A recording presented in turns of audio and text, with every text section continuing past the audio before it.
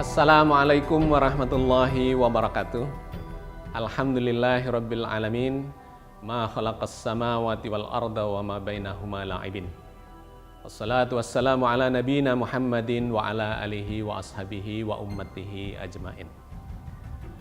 Sahabat sekalian, alhamdulillah kita bertemu kembali di program Islam Futuristik episode yang ke-8. Kali ini kita akan melanjutkan dan menuntaskan kajian kita tentang tata surya yang sudah beberapa episode ini kita kaji secara mendetail pada setiap planetnya. Hari ini kita akan berbicara langsung dua planet, yaitu planet yang ke-7 dan planet yang ke-8. Planet Uranus dan planet Neptunus. Kenapa kita melakukan kajian ini langsung dua? Karena yang pertama, planet Uranus dan planet Neptunus ini memiliki karakter yang hampir sama. Karena itu kita jadikan satu pembahasannya. Mereka keduanya ini adalah planet yang disebut sebagai planet es raksasa. Agak berbeda dengan planet yang mendahulinya dalam kelompok planet Jovian, itu ada 4 planet. Jupiter, Saturnus, Uranus, dan Neptunus. Tetapi keempat planet ini memiliki dua karakter yang berbeda. Jupiter dan Saturnus itu adalah planet gas. Tetapi Uranus dan Neptunus itu adalah planet es. Ya, karena itu keduanya kita jadikan satu kajian saja untuk menutup kajian kita tentang planet-planet di tata surya ini terkait dengan komposisinya, strukturnya, dan kemungkinan adanya kehidupan di berbagai planet ini. Itu alasan yang pertama. Alasan yang kedua, planet Uranus dan planet Neptunus ini adalah planet yang paling jarang dilakukan kunjungan untuk melihat dari jarak dekat bagaimana kondisi kedua planet itu. Kenapa? Karena memang keduanya sangat jauh. Planet Uranus itu jaraknya dari matahari adalah sekitar 2,9 miliar kilometer.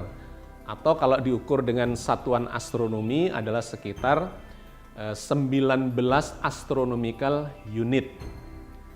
Sedangkan Neptunus sebagai planet yang terakhir itu jauhnya sekitar 4,4 miliar kilometer atau sekitar 29 kali astronomical unit. Satu astronomical unit adalah jarak antara matahari dengan bumi, yaitu 150 juta kilometer. Oke, sahabat sekalian, dikarenakan planet ini sangat jauh, maka data-data yang dimiliki oleh para ilmuwan itu paling sedikit, paling minim di antara planet-planet yang lain. Satu-satunya wahana yang pernah dikirim ke sana, dan itu pun tidak mendarat di planet itu, ya, melainkan hanya melintas saja, adalah Voyager 2. Voyager 2 ini adalah wahana tanpa awak yang dikirimkan oleh NASA pada tahun 1977, ya, diluncurkan dari Amerika Serikat, dan ini dimaksudkan untuk menjelajahi planet-planet yang jauh, yang keluar atau di luar, ya istilahnya planet luar yang ada di luarnya planet bumi. Pada tahun 77 diluncurkan dan sampai di Jupiter pada tahun 1979, ya, melakukan pemotretan di sana. 2 tahun kemudian sampailah di planet Saturnus, juga melakukan pemotretan dikirim ke bumi. Dan di planet Uranus itu baru sampai pada tahun 1986. Juga tidak mampir dan tidak mendarat di sana, melainkan hanya melakukan pemotretan sambil lewat, ya, sambil melintasi. Dan yang terakhir sampai di planet Neptunus pada tahun 1989. Jadi sahabat sekalian, kedua planet ini memiliki data yang relatif minim melewati foto-foto yang dilakukan oleh Voyager 2 ini. Berbagai macam foto yang kita miliki sekarang ini terkait dengan Uranus dan Neptunus itu adalah hasil pemotretan dari Voyager 2 sekitar 30 tahun yang lalu. Setelah itu kemudian dibantu dengan menggunakan teleskop dari jarak jauh, diantaranya yang paling produktif adalah teleskop Hubble, ya, yang ada di atas bumi, di stasioner, ya, di orbit stasioner pada ketinggian kira-kira 500 km dari permukaan bumi. Nah, sahabat sekalian, Voyager 2-nya sendiri sekarang sudah keluar dari tata surya kita. Sudah sampai di jarak kira-kira 85 astronomical unit, ya. 85 dikalikan 150 juta kilometer. Nah, diperkirakan tahun 2020 Voyager 2 ini mengakhiri tugasnya karena baterainya itu didesain hanya bisa bertahan sampai tahun 2020 ini. Sahabat sekalian, planet Uranus dan planet Neptunus adalah planet terakhir di dalam tata surya kita. Di luarnya itu sudah tidak disebut sebagai planet lagi. Meskipun dulu ada benda langit yang dikategorikan sebagai planet, yaitu planet Pluto. Tetapi kemudian disepakati ternyata planet Pluto ini memiliki karakteristik yang berbeda dan tidak bisa disebut sebagai planet. Di luarnya Neptunus ini ada beberapa benda langit seperti planet yang kecil, sehingga bolehlah disebut sebagai planet kerdil atau planet KT, ya. Di antaranya adalah Pluto, ada Makemake, ada Haumea, dan ada ratusan benda-benda langit kecil, planet kecil yang ada di dalam sabuk, namanya sabuk Kuiper. Sabuk Kuiper ini mirip dengan sabuk asteroid yang berada di antara Mars dengan Jupiter. Jadi isinya ini adalah lebih dari 100.000 benda-benda langit, mulai dari ukuran Pluto yang paling besar, kemudian ada yang lebih kecil, Haumea, Makemake, dan semuanya. Di sana ada bebatuan berukuran lebih kecil dari planet Pluto atau dari benda yang dulu disebut sebagai planet Pluto itu, termasuk juga gumpalan-gumpalan es. Ya. Nah, ketebalan dari sabuk Kuiper ini adalah berada di antara 30 astronomical unit sampai dengan 50 astronomical unit. Jadi Neptunus itu ada di 29 astronomical unit atau 29 AU. Nah, sabuk Kuiper ini dimulai dari 30 sampai 50 astronomical unit. Nah, yang menarik kemudian di luar itu ternyata tata surya kita ini dibungkus oleh gerombolan komet, ya, yang disebut sebagai kabut Oort. Kabut Oort itu berada pada jarak antara 50.000 astronomical unit sampai dengan 100.000 astronomical unit.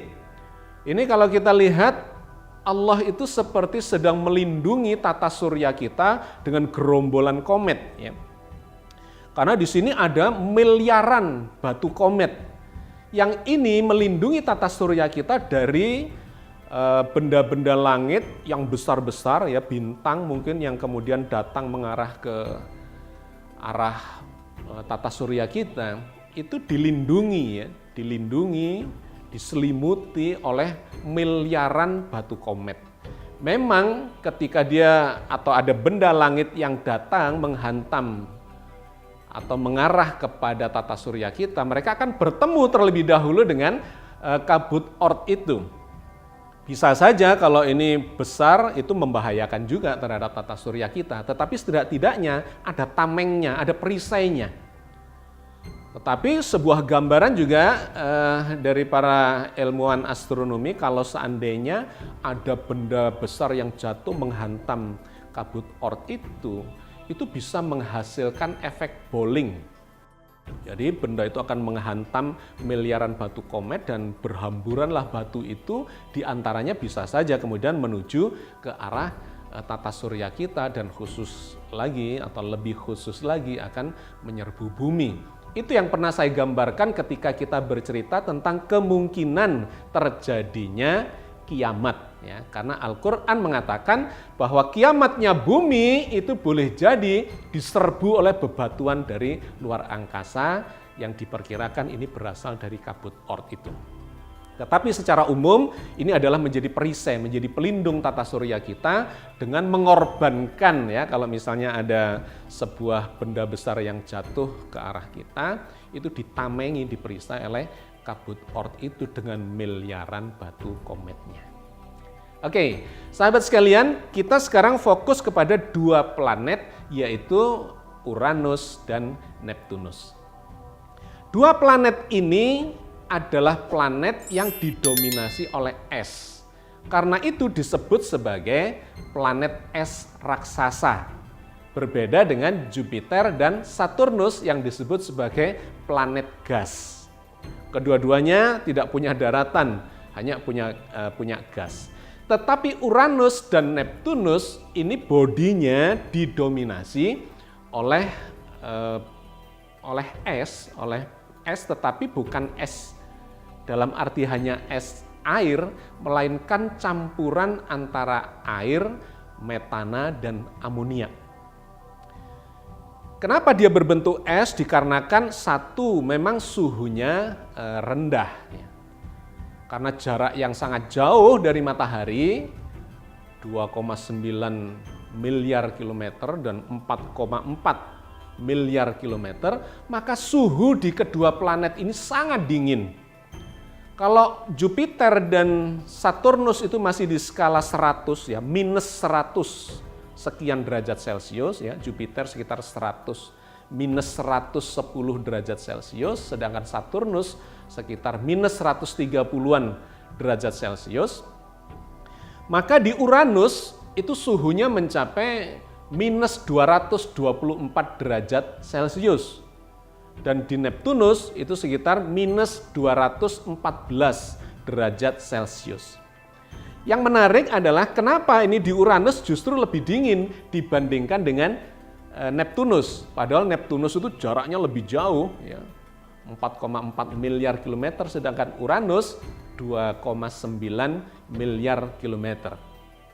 Ternyata ini ada kaitannya dengan inti dari planet itu, di mana planet Uranus itu ternyata panas yang ada di dalam intinya itu nggak bisa keluar.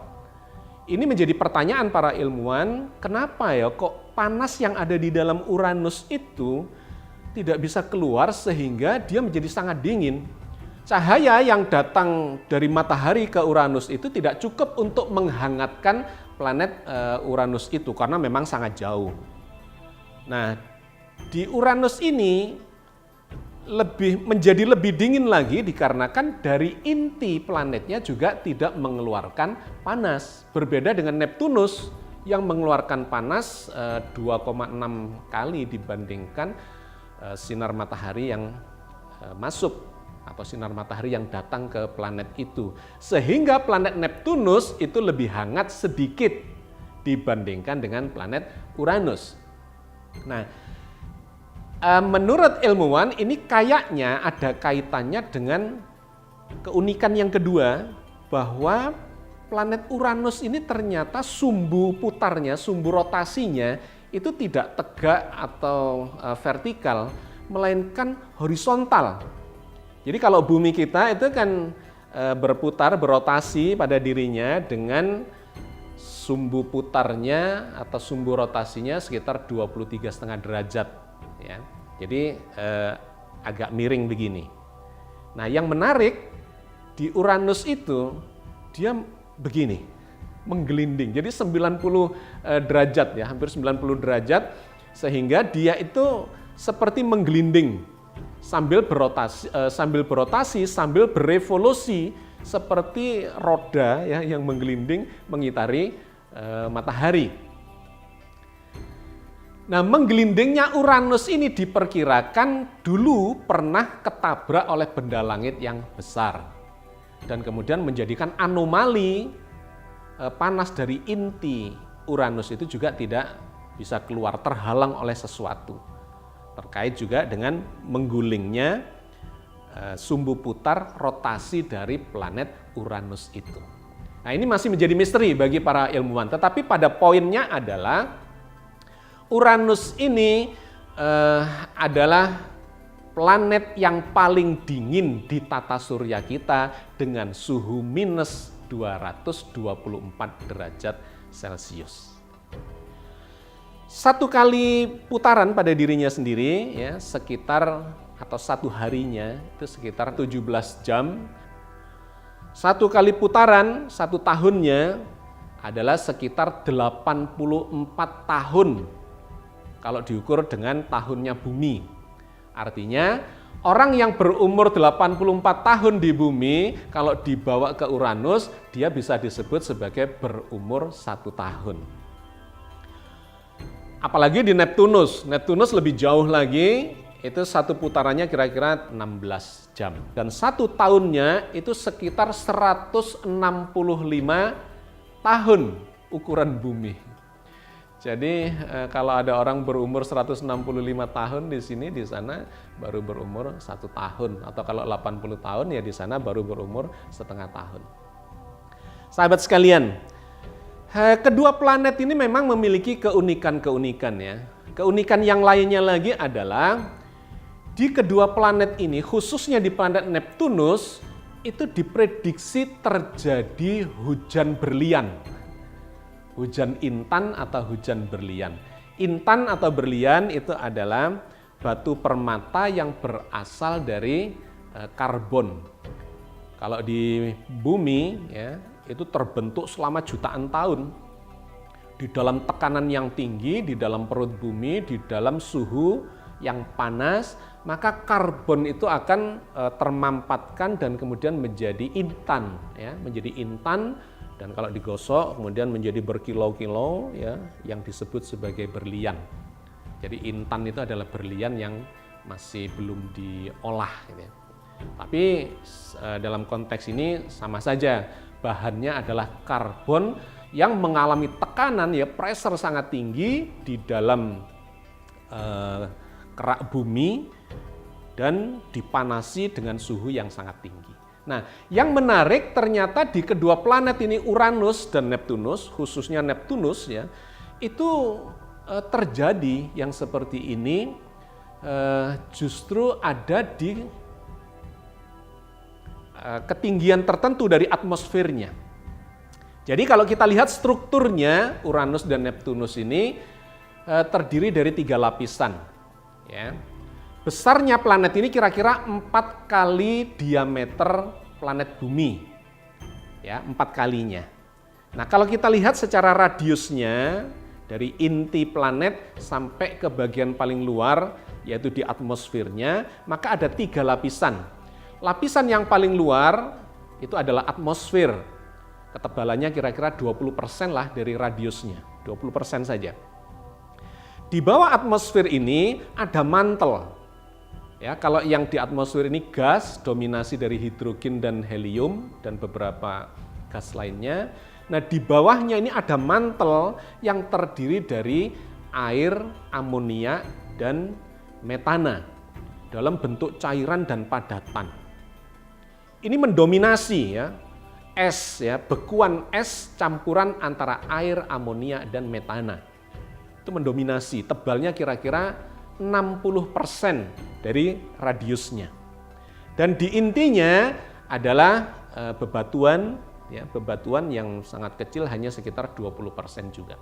Nah, yang menarik adalah di mantelnya ini. Dalam pengamatan para ilmuwan, mantelnya ini di kedalaman kira-kira 7.000 km dari permukaan atmosfernya, yang masuk ke dalam 7.000 km. Di sana itu tekanannya sangat tinggi.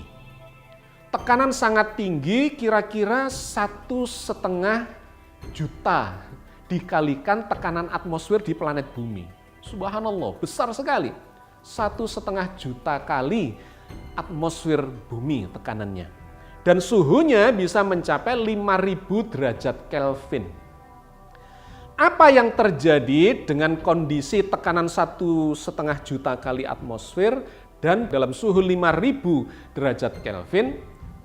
Di situ ada campuran amonia, metana, dan air. Nah, ini adalah hidrokarbon. Hidrokarbon artinya misalnya metana itu adalah CH4, ada karbonnya. Dalam tekanan yang sangat tinggi dan suhu yang sangat tinggi, maka karbonnya itu akan terurai dari metana itu. Dan karbon itu kemudian mendapatkan tekanan yang sangat tinggi, 1,5 juta bar, ya. Kemudian dalam suhu 5000 derajat Kelvin, maka dia akan berubah menjadi intan, menjadi berlian. Nah, jadi ini penemuan yang terbaru, baru diumumkan pada tahun 2020 ini oleh seorang ilmuwan dari Jerman, yaitu Dominik Krauss. Dia kemudian melakukan eksperimen di laboratoriumnya bahwa jika hidrokarbon sederhana dikenai tekanan sampai 1,5 juta kali tekanan atmosfer dalam suhu sampai 5000 derajat Kelvin, maka hidrokarbon itu akan menghasilkan berlian. Jadi subhanallah ya, ini sangat unik dan menarik bahwa ternyata di kedua planet itu, Uranus dan Neptunus, khususnya di Neptunus, itu terjadi hujan berlian, hujan intan, ya. Dengan bobotnya itu, karena dia padat sekali, dia akan masuk ke dalam intinya sehingga menghasilkan panas, ya. Gesekan antara bobot hujan berlian intan itu yang ditarik secara gravitasional masuk ke inti itu akan menghasilkan panas.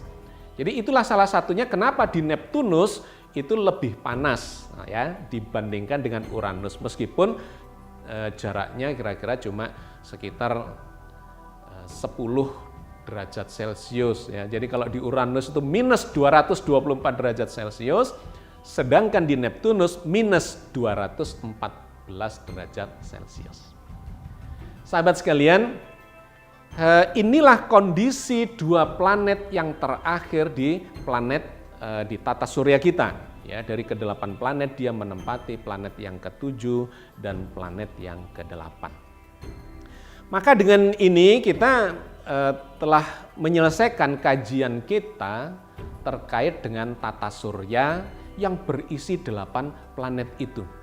Ini planet besar, iya, memiliki satelit-satelit yang banyak, iya, seperti planet-planet Jovian yang lainnya. Di planet Uranus itu memiliki bulan, ya, 27 yang diketahui, 27 satelit alami. Sedangkan di Neptunus itu sekitar 14, ya, bulan atau satelit alami. Jadi ini adalah planet-planet yang besar dan memiliki satelit yang banyak, tetapi kondisinya sangat ekstrim karena di sana bongkahan es besar, ya, planet es raksasa yang suhunya sangat dingin dan tekanannya sangat besar. Jadi dipastikan di kedua planet ini tidak dimungkinkan adanya kehidupan.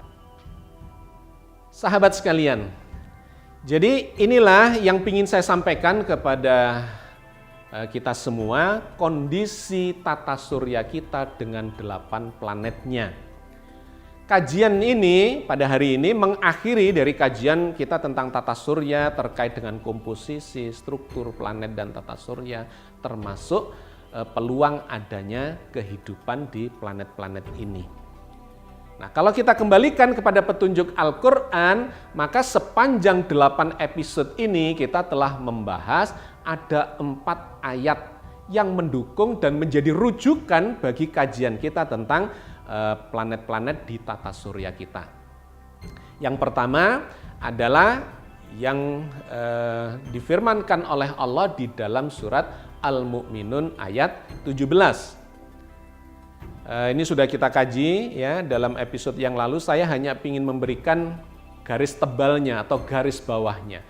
Bahwa di surat Al-Mu'minun ayat 17 ini Allah menginformasikan tentang keberadaan sab'a toroik, 7 lintasan, ya, fauqakum sab'a toroik.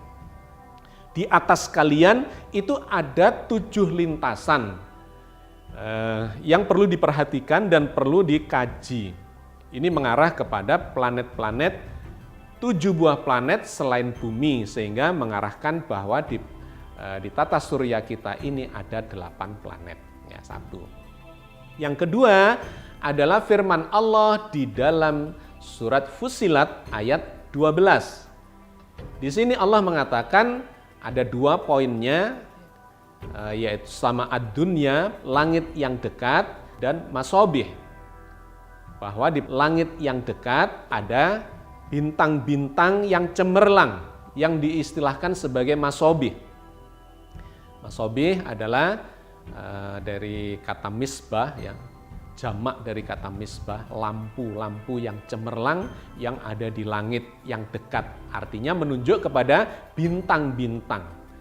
Juga ada kaitannya dengan waktu subuh. Jadi bintang-bintang cemerlang yang seringkali menghiasi waktu subuh. Ya, 2. Yang ketiga adalah surat As-Saffat, ya. As-Saffat ayat 6. Di sana Allah kemudian mengulangi lagi istilah sama ad-dunya, langit yang dekat, tetapi dikaitkan dengan al-kawakib. Al-kawakib jamak dari kaukab yang bermakna bintang pengembara, bintang yang kadang terbit, kadang tenggelam. Maka dalam istilah astronomi itu adalah planet. Nah, ketiga ayat ini memberikan gambaran kepada kita yang hari ini telah kita rumuskan, yang hari ini telah kita tutup, ya, kajiannya kita tuntaskan 8 planet yang berada di langit yang dekat itu. Sedangkan ayat yang keempat itu ada di dalam surat Asy-Syura ayat 29 yang bercerita tentang adanya kehidupan di antara langit dan bumi. Wa ma bassa fihima min dabbah, begitu ya, potongan dari ayat itu. Allah menyebarkan makhluk yang namanya dabbah di antara langit dan bumi. Maka dari 4 ayat ini kita bisa membangun kesimpulan, ya, bahwa tata surya kita berisi 8 buah planet. Tetapi dari kajian yang kita lakukan, ternyata semuanya tidak ada kehidupan di 7 lintasan atau di 7 benda langit yang ada di luar bumi itu. Kecuali di planet yang ketiga yang kita diami ini, yaitu planet bumi. Tidak ada kehidupan di 7 planet itu. Meskipun peluang untuk itu tetap terbuka. Ya, tapi sampai sejauh ini, ilmuwan jangankan menemukan makhluk hidup seperti manusia yang dulu dikira tinggal di Mars misalnya, yang disebut sebagai bangsa Martian, ya. Jangankan dalam bentuk manusia, ternyata dalam bentuk binatang atau tumbuhan atau bahkan mikroorganisme pun ternyata sampai saat ini belum diketemukan. Tetapi merujuk kepada surat Asy-Syura ayat 29, ya, ayat keempat yang kita gunakan untuk melakukan kajian ini, Allah menegaskan bahwa Allah sebetulnya menciptakan makhluk yang disebut dabbah itu dan disebarkan di antara langit dan bumi. Sehingga sahabat sekalian, meskipun kita sudah menutup kajian kita tentang tata surya, kaitannya dengan melacak kehidupan di tata surya ini, kita tidak akan berhenti di sini, melainkan kita akan melanjutkan perjalanannya, ya, nanti di episode-episode yang lain, di episode yang berbeda, bahwa di luar tata surya ini boleh jadi ditemukan adanya kehidupan di sana. Entah dalam bentuk apa yang oleh Al-Quran disebut sebagai dabbah. Oke, sahabat sekalian, saya kira saya cukupkan sampai di sini kajian kita tentang tata surya dengan segala macam cerita, komposisi, struktur, dan kemungkinan kehidupan yang ada di dalamnya. Mudah-mudahan ini memberikan wawasan yang semakin luas kepada kita betapa Al-Quran itu mendorong kita untuk mengamati berbagai macam ciptaan Allah. Untuk apa? Untuk meyakinkan kepada kita bahwa Al-Quran ini adalah benar. Allah memberikan petunjuknya di sana kepada orang-orang yang berakal, kepada orang-orang yang berilmu untuk mencapai keimanan yang hakul yakin. Dimulai dari ilmu yakin dengan ilmu ainul yakin, melakukan pengamatan dan kemudian akan mendapatkan keyakinan yang hakul yakin bahwa Allah lah sebenar-benarnya Tuhan yang menciptakan dan memelihara jagat raya semesta ini. Mudah-mudahan Allah senantiasa membimbing kita di jalannya di atas Shiratal Mustaqim, dan kapanpun kita kembali kepada Allah dalam kualitas terbaik kita dalam mendekatkan diri kepada Allah Azza wa Jalla. Amin. Assalamualaikum warahmatullahi wabarakatuh.